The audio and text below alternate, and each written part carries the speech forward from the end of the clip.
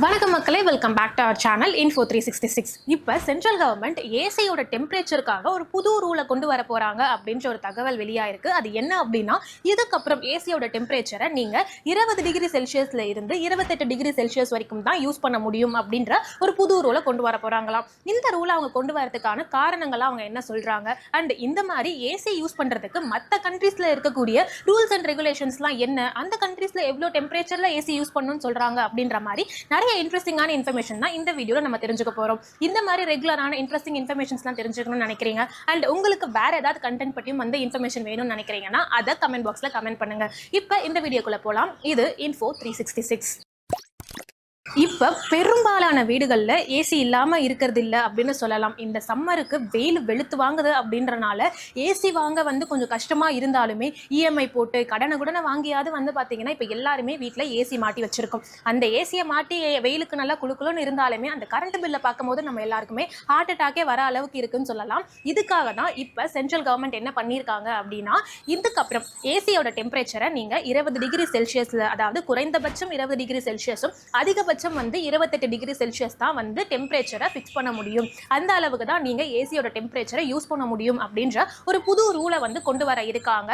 அதுக்காக இதுக்கப்புறம் வந்து ஏசியை மேனுஃபேக்சர் பண்ணக்கூடிய கம்பெனிஸ் இந்த ஒரு நியூ ரூலை வந்து இம்ப்ளிமெண்ட் பண்ணி அதுக்கப்புறம் வந்து அவங்க மேனுஃபேக்சர் பண்ணக்கூடிய ஒவ்வொரு ஏசிலையுமே ஆட்டோமேட்டிக்கா இந்த ஒரு ப்ரோக்ராமை அவங்க செட் பண்ண போறாங்க.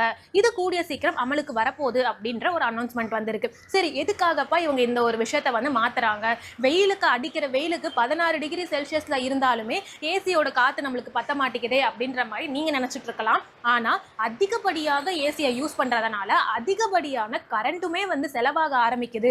அதனால கரண்ட்டை வந்து பாத்தீங்கன்னா யூஸ் பண்றதை கம்மி பண்ணணும். அதுக்காக தான் இந்த ஒரு டெம்பரேச்சர் ரூலை வந்து கொண்டு வர இருக்கும்னு சொல்றாங்க. அது மட்டும் இல்லாம பியூரோ ஆஃப் எனர்ஜி எஃபிஷியன்சி கொடுத்த ரிப்போர்ட் படி பார்த்தோம் அப்படின்னா, ஒரு நாளைக்கு 1 டிகிரி செல்சியஸை வந்து நீங்க ஏசியில டெம்பரேச்சரை கம்மியா யூஸ் பண்ணிட்டு இருக்கீங்க அப்படின்னாலே கிட்டத்தட்ட 6% ஆஃப் கரண்ட்டை வந்து உங்களால சேவ் பண்ண முடியும்னு சொல்றாங்க. அப்படி பார்க்கும்போது இந்த ஒரு புது ரூலை நம்ம ஃபாலோ பண்ண ஆரம்பிச்சோம் அப்படின்னா ஒரு வீட்டில் 24% வரைக்கும் கரண்ட்டை சேவ் பண்ண முடியும். ஒரு வீட்டிலேயே இவ்வளோ பர்சன்டேஜ் வந்து கரண்ட்டை சேவ் பண்ண முடியும்னா நாடு முழுக்க வந்து இந்த ஒரு ரூலை ஃபாலோ பண்ணாங்கன்னா நம்மளால எந்த அளவுக்கு கரண்ட்டை சேவ் பண்ண முடியும்னு பார்த்துக்கோங்க.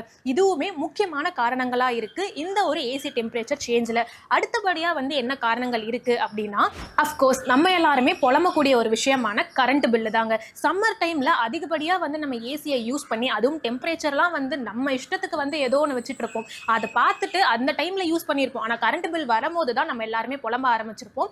இந்த ஒரு டெம்பரேச்சர் சேஞ்ச்க்கு அப்புறம் கரண்ட் பில் வந்து கம்மியாகிறதுக்குமே அதிகமான வாய்ப்புகள் இருக்கு. அது மட்டும் இல்லாம நம்ம ஊர் வெதர் கண்டிஷனுக்கு வந்து பாத்தீங்கன்னா 16 டிகிரி செல்சியஸ்ல வந்து ஏசியை வைக்கணும் அப்படின்ற தேவையும் இல்லை, அவசியமே இல்லை அப்படின்ற மாதிரி சென்ட்ரல் கவர்மெண்ட் சொல்றாங்க. இதை தாண்டி நிலக்கரியை எரிச்சு வந்து எடுக்கக்கூடிய கரண்டோட தேவையுமே கம்மியாகும். ஸோ நம்ம நேச்சுரலாகவே வந்து நம்மளோட நேச்சுரல் ரிசோர்ஸஸையுமே வந்து பார்த்தீங்கன்னா இந்த ஒரு விஷயத்தில் பாதுகாக்க முடியும் அப்படின்னு சொல்கிறாங்க.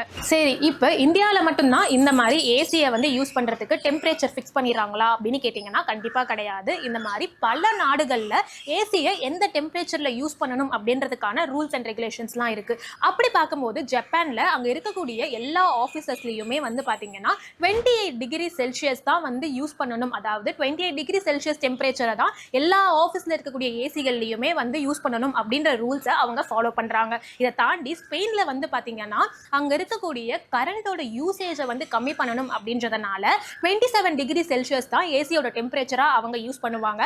அமெரிக்காவை பொறுத்த வரைக்கும் இந்த மாதிரி ஏசியோட டெம்பரேச்சருக்குன்னு தனியாக ரூல்ஸ் எல்லாம் எதுவும் கிடையாது. ஸ்டில் நீங்கள் 25.5 டிகிரி செல்சியஸ்க்குள்ள தான் உங்களோட ஏசி டெம்பரேச்சரை மெயின்டைன் பண்ணுறீங்க அப்படின்ற சமயத்தில் அமெரிக்கா உங்களுக்கு ஊக்கத்தொகையை வந்து கொடுக்குறாங்க இந்த ஒரு விஷயத்துக்காக. இதை தாண்டி சைனாவை பொறுத்த வரைக்கும் 26 டிகிரி செல்சியஸ் தான் எல்லா இடங்கள்லையுமே, உங்கள் வீடு, ஆஃபீஸு, எந்த ஒரு இடத்துல ஏசி யூஸ் பண்ணாலுமே 26 டிகிரி செல்சியஸ் தான் வந்து டெம்பரேச்சரை வச்சிருக்கணும் ஏசியில் அப்படின்றத ரொம்ப ஸ்ட்ரிக்டாக ஃபாலோ பண்ணுறாங்க. இந்த ஒரு ரூலை நீங்கள் மீறினீங்க அப்படின்னா அவங்க ஃபைனுமே போடுறாங்க. இந்தியாவில் மட்டும் இல்லாமல் இந்த மாதிரி பல கண்ட்ரீஸில் ஏசியோட டெம்பரேச்சரை எந்த அளவுக்கு வந்து வச்சு யூஸ் பண்ணணும் அப்படின்றதுக்கான நிறைய ரூல்ஸ் அண்ட் ரெகுலேஷன்ஸ்லாம் ஃபாலோ பண்ணிக்கிட்டு இருக்காங்க. இப்போ நம்ம இந்தியாவுமே அந்த ஒரு விஷயங்களை வந்து பார்த்தீங்கன்னா ஃபாலோ பண்ணணும். ஏன்னா நம்ம நாட்டில் எடுக்கக்கூடிய கரண்டோட தேவையை வந்து பார்த்தீங்கன்னா இப்போ அதிகமாயிட்டே இருக்கு ஏசி யூசேஜ்னால. ஸோ அதை கம்மி பண்ணணும். அது மட்டும் இல்லாமல் நிலக்கரியோட இருந்து எடுக்கக்கூடிய கரண்ட்டையுமே வந்து கம்மி பண்ணோம் அப்படின்னா நேச்சுரலாக கிடைக்கக்கூடிய ரிசோர்சஸ்னால வந்து நம்மளுக்கு நிறைய பெனிஃபிட்ஸ் இருக்கும் அப்படின்ற மாதிரி நிறைய காரணங்கள் சொல்லியிருக்காங்க. நீங்கள் இந்த மாதிரி சென்ட்ரல் கவர்மெண்ட் இப்படி ஒரு புது விஷயத்தை ஏசியோட டெம்பரேச்சரை வந்து ஃபிக்ஸ் பண்ணுறதுக்கு ஒரு புது ரூலை கொண்டு வர போகிறாங்கன்ற இந்த ஒரு விஷயத்தை பற்றி என்ன